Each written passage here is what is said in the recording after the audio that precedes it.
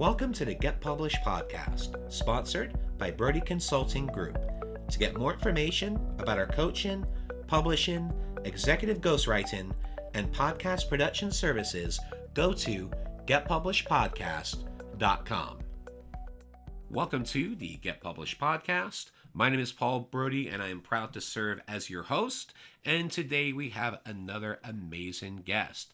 Shawn Johal is the author of the brand new book, The Happy Leader. In full disclosure, Shawn's also a virtual summit client of ours, and really excited to talk about his book. I know this has been a true passion of his for a long time, and he's actually published it through our friends Alinka Rataska through Leaders Press. So Shawn, welcome to our podcast. Thank you for having me, Paul. Very excited.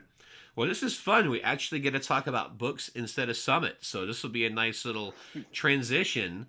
So kind of walk us through, before we get into the base questions, just a little bit about the journey of the Happy Leader and why it inspired you to share this story with the world. Absolutely. So it's quite a long journey. I started writing the first words of this book 8 years ago, believe it or not. And so it's been, I don't know if that's just because I'm a slow writer or it's a project that needed a little more time. I wrote the book for a very specific reason. It was really the fact that I spend a lot of time with entrepreneurs. And when I speak with these entrepreneurs, they often are unhappy in their lives. You know, they're stressed out. They're not, at the happiest places where they need to be. And I always ask them, you wanted to be an entrepreneur. Why is it that you're not happy? And they always tell me the same thing. Don't worry, Shawn. When I sell my business, I'll be happy. When I hire that new team member, I'll be happy. When we bring in that new product, I'll be happy. But I came to realize that when those things did happen, it didn't really change kind of that level of satisfaction and joy that they had. And so I decided that it would be more important for leaders everywhere to find happiness in the everyday moments and not be looking to this far off distant point that may never arrive.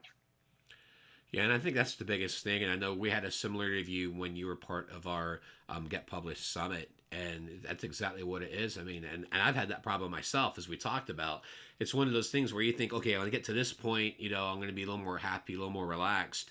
What I find is a lot of the time you're even more anxiety and more figuring out, okay, what's going to be the next step. I mean, I think it was Hemingway said it, right? It's all about the journey. It's not about the destination. And if you're not enjoying what you're doing right now, then maybe you need to consider a change. Absolutely. It comes back to this idea that we only spend about 5% of our time in the present moment. The other 95% is in the subconscious. And we're often telling ourselves these negative stories about why things are happening to us, maybe a little bit more of that victim mentality. You can take charge. You can take ownership of your life. You can find pleasure, joy, and happiness in every little moment. Whether, you're a successful entrepreneur, whether you're just someone, who works at a grocery store, it really doesn't matter. There's a reason why some of the highest level people in the world are less stressed than some people that, don't even have stressful jobs. It really doesn't matter where you are in your life. What matters is really understanding what brings you that life satisfaction and going after it every single day. Absolutely. So now that we've got this book done, it's being published, Leaders Press is being marketed as well. Let's talk about the one piece of advice that you would give now to a first-time author who is currently writing their book right now.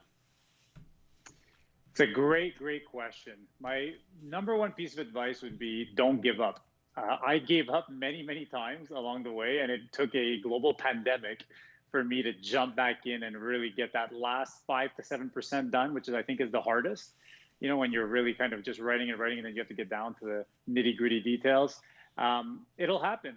I had kind of put the book away for quite some time, didn't know or think that I was going to go back to it.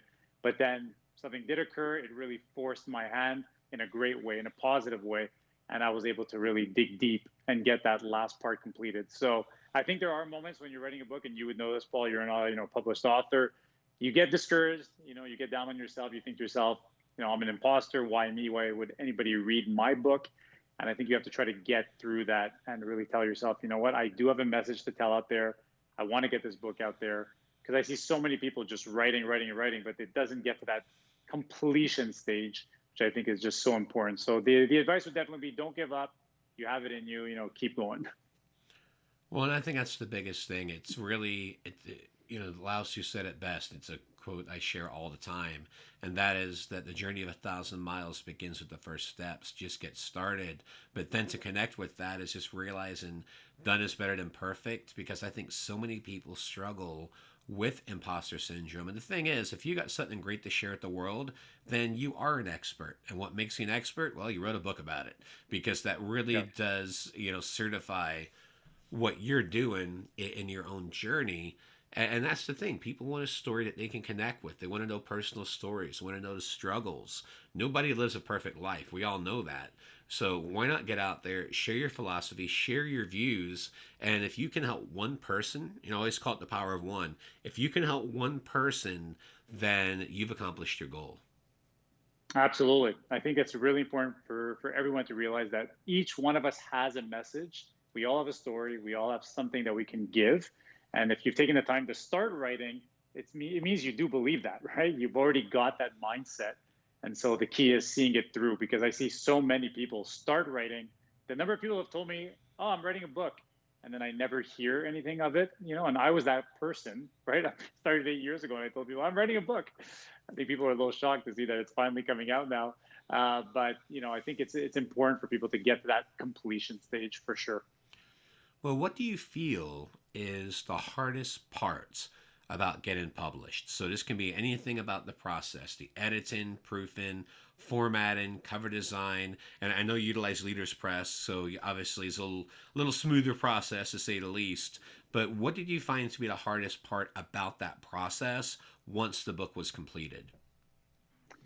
For me, it was accepting big changes in the story. So I wrote my book in a way where it was a fiction book, more of a fable, if you want to call it, a leadership fable, very similar to what Robin Sharma does and Patrick Lencioni.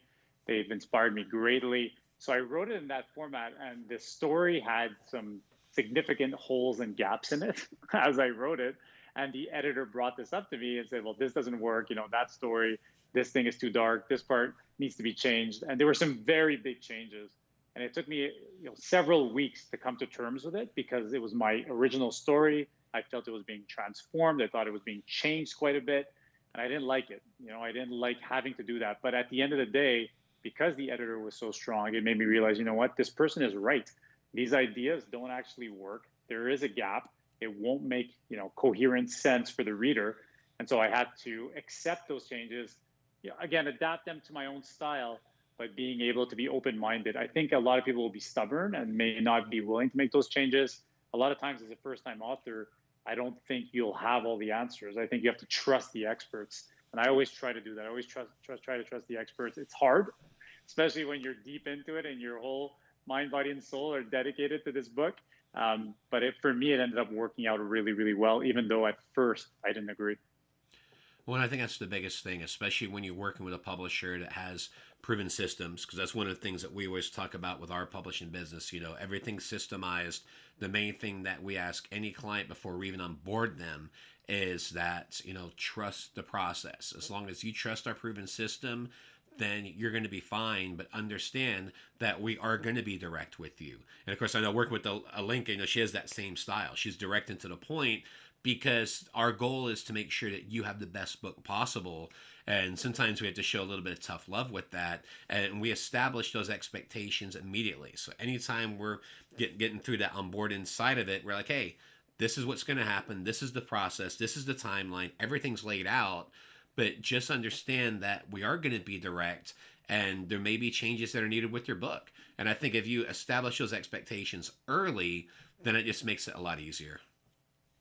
Absolutely. I completely agree with you. You have to be willing to work with the best and trust the best, because it's kind of useless if you're going to work with the best and then all of a sudden, go in your own direction. You're going to lose a lot there. I've always had that mentality. I like to consider myself an expert in what I do, and I like to work with other people who are really, really good at what they do. But it only works if you trust them.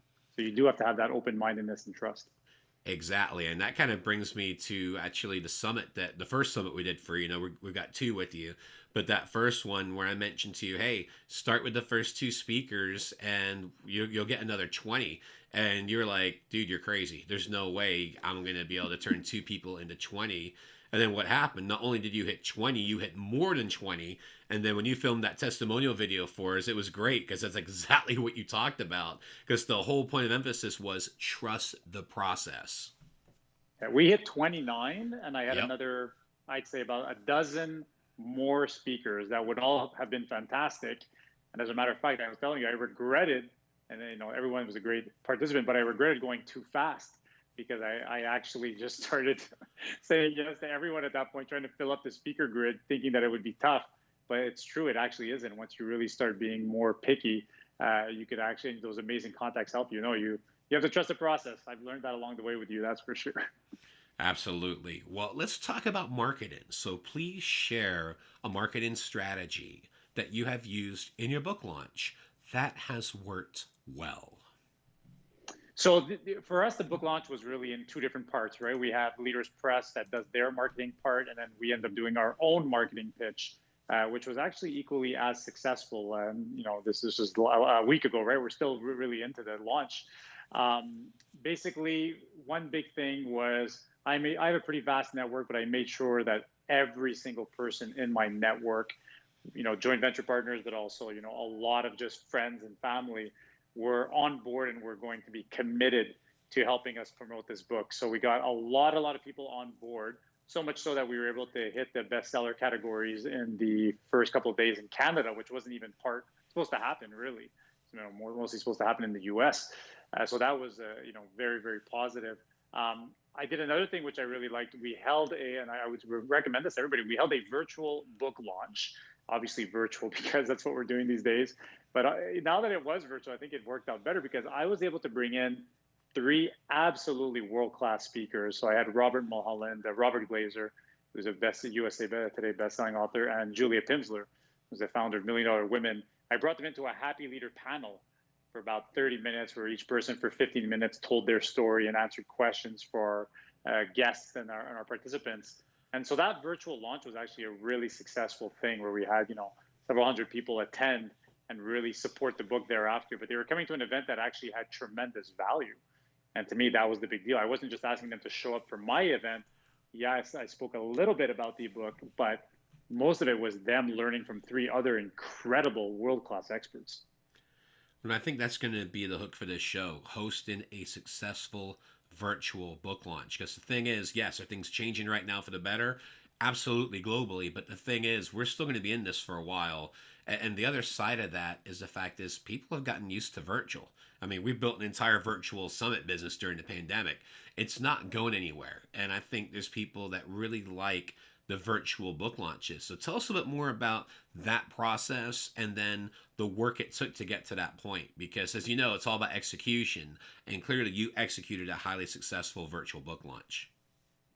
Yeah, it was really all about making sure you're planned well in advance. Again, anybody who does anything last minute, typically, that doesn't usually have the level of success you're looking for. So for me, the planning had a lot to do with it, months in advance of cultivating relationships and making sure that part was really, really well planned.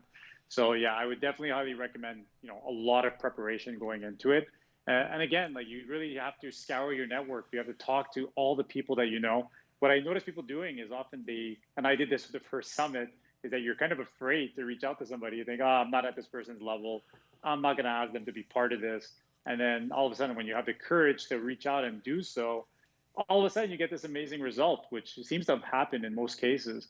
So people are generous with their time. Typically, they're willing to support you, especially if you have that kind of, 2 or 3 degrees of separation, maybe not 7, but if you have, enough, contacts that are people in common, someone will make the introduction for you if you ask the right way. So yeah, I would say a lot of preparation and then using your network as much as possible. I think that's huge. So tell us a little bit more about the format of the event and how long was the virtual book launch event? So it was only an hour. We really want to keep it nice and tight. Basically, the format, I did on purpose. I had some really fun music playing as people came in to give it a bit of a party feel. We had like some Beatles and some Beach Boys and, some 60s music playing. For some very strange reason, I'm obsessed with, the 60s. So that was really cool music that everybody come into. After that, basically, I spoke a little bit about the journey, why I wrote the book, about 10 minutes, just quickly, the story from where it came from, where it was birthed. and a lot of the why behind it. Then we jumped right into the Happy Leader panel. Each panelist basically explained their journey of success and happiness and got them to where they are today. Then we asked a couple of questions on their top habit hacks. So what's the best habit that they have every single day of their lives? And that's really brought them, a lot more, either productivity or a lot more joy. And then we would ask them, what's the biggest piece of advice that you could give, the participants, the guests here today. And so all three went through that. They had very unique stories because we're talking about three completely different people with very different types of personalities and successes. So that was incredibly diverse, which I think made a great difference. And then at the end, I took a few questions for people just to ask, about the book writing process, and whatever questions they had for me. And we kept it on time. Honestly, it was 1 hour, 4 to 5 in the afternoon Eastern time, and it was the right time to get a good audience there. And I was very pleased with the outcome. Well, it sounds like exactly what we did with we did a book launch party pre-pandemic back in 2019 with one of our co-author books. And it's kind of similar thing where we had it at Texas Live, which is our big entertainment district here in Arlington. We had it at one of the places inside one of the bars.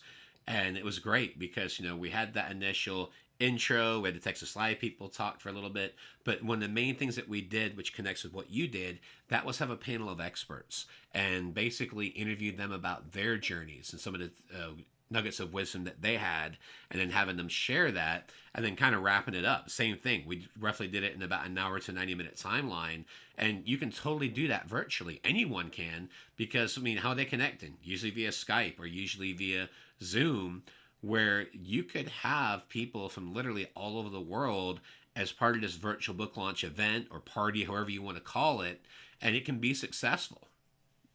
Yeah, we had people from about 8 different countries that were participating, 8 or 9 countries. We had someone from Australia, a couple of people from England, a couple of people from South Africa, a few other European countries, someone from Holland, Germany, and then there was a few people from, all over North America, South America. So we really had like this really cool group that it's impossible that those people would have been there, obviously, for an in-person book launch. So yeah, there was definitely an advantage doing it virtually. Well, I did want to ask you, what was your call to action? So was it to grab a Kindle version during the launch digitally, grab a paperback? What was your call to action to connect with this? Obviously exposure is a big part of it, but what was your specific CTA to wrap up the event? It was absolutely the Kindle. So the Kindle on sale for launch week. So I really asked everybody, and it's funny because I had this traumatizing experience at the book launch where people were texting me saying, "Hey, I can't buy your book. I don't think it's like loaded properly." And I came to discover that there's actually this massive fight between Apple and Amazon. So you can't actually download any book directly from your Amazon app. So for anybody who's listening, just keep that in mind because, when I was speaking to my publisher, I was having a total panic attack. And she said, well, why don't you just go and have a look quickly at trying to buy Good to Great from Jim Collins, one of the most popular books in history. And just try to buy it from the same way you're trying to buy your own book. And I couldn't. And she said, exactly. You can't buy any book from the Amazon app because they won't pay the royalties to Apple. You got to go through your web browser or through the browser on your phone, but not directly through the app. So, that was like a hilarious story for, I think, a good learning for people listening. But overall, yeah, it was 100% buy the Kindle version. And then in a few days after you read it, please go review it if you liked it. Reviewed it either way, but hopefully you enjoyed it and put a review up. So that was really the strategy. So in other words, in the chat, you put in the direct Amazon link, they then clicked on it and they were good to go. Exactly. Perfect. Well, speaking of books, Shawn, I want to know about your favorite book. And if you don't have a favorite book, just tell me about your most current favorite book, to use the easiest way. And what was the number one thing that you learned from it? I have so many books that I love, so many, but I will tell you the first one that probably had the biggest impact for me leading into this writing, and this was a long time ago, but it would be The Monk Who Sold His Ferrari. And that was a book by Robin Sharma, someone who I've been following for a long time. And, what I really loved about it, again, was this idea that it's more of a fable. So the story really resonated with me of someone, again, was really kind of not doing the right things in his life and is looking for a different path. Obviously, the title is incredibly original, and it just gave me a lot of lessons about what I was doing in my own life and maybe question things, maybe question why I was doing it, the way I was doing it. and it allowed me to, take a different direction in my own life. So yeah, I say that book, I'd highly recommend it. It's, it's like 20 years old at this point, but it's still a great read. Hey, there's nothing wrong with that. I've recently bought new versions of The Art of War, Machiavelli, The Prince.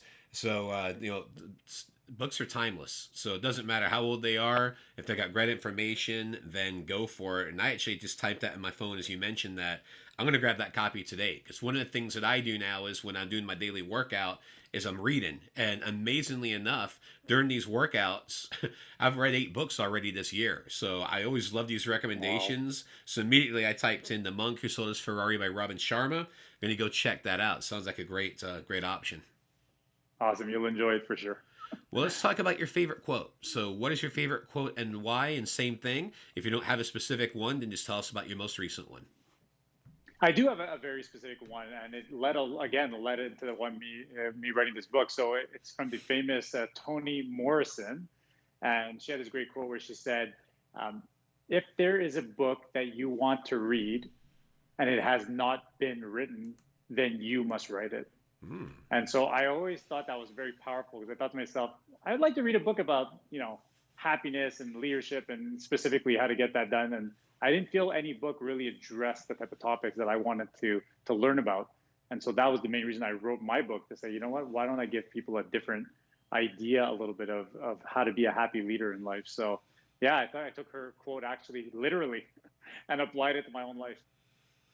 Well, Shawn, I want to thank you for being a guest on the show. What is the best way for people to find you online? So 2 best places. The new website is up. It's elevationleaders.com. So that's the brand new website that we just launched. And on LinkedIn, just at Shawn Johal on LinkedIn. I'm the only one there, so you can't miss me. I'm very, very active there as well. Shawn, thank you once again for being part of our episode today. And I wish you all the best in your author journey ahead. Awesome. Thank you, Paul, for having me. Really appreciate it. Thanks again for joining us today. To learn more about how to get your book published with a proven system that works, grab a free copy of my book at getpublishedpodcast.com.